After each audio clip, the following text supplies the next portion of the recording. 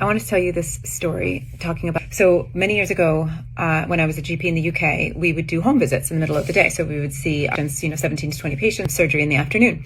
And so we would divvy up the home visits. Sometimes they were chronic follow-ups for patients that get out, or they were acute visits. So we had very little information. So I was just assigned a home visit, and it was a postpartum female, and her husband had called concerned about health.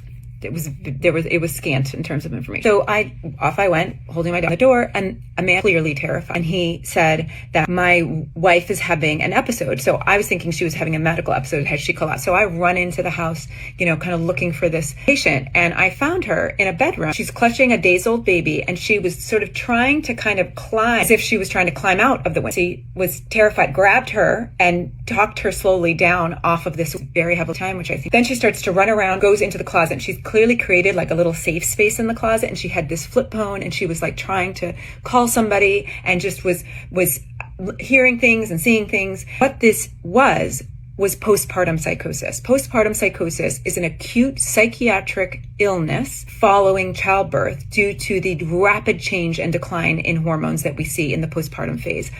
Patients can present with paranoia. They can present with visual and auditory hallucinations, delusions. It is terrifying, and by far the scariest episode that I've ever had to date in my medical. I was heavily pregnant, and I think she trusted me, so I was in this room in this little closet managed to talk her into letting me hold the baby.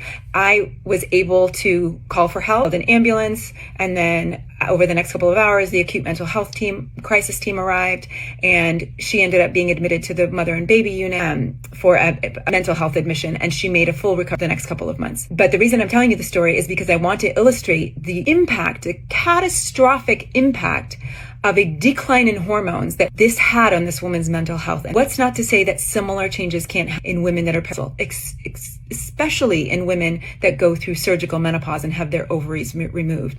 The impact on our mental health of our changes is grossly underlooked and underappreciated. It's huge, and it needs to be recognized that our mental health presentations of anxiety and depression and mood disturbance are often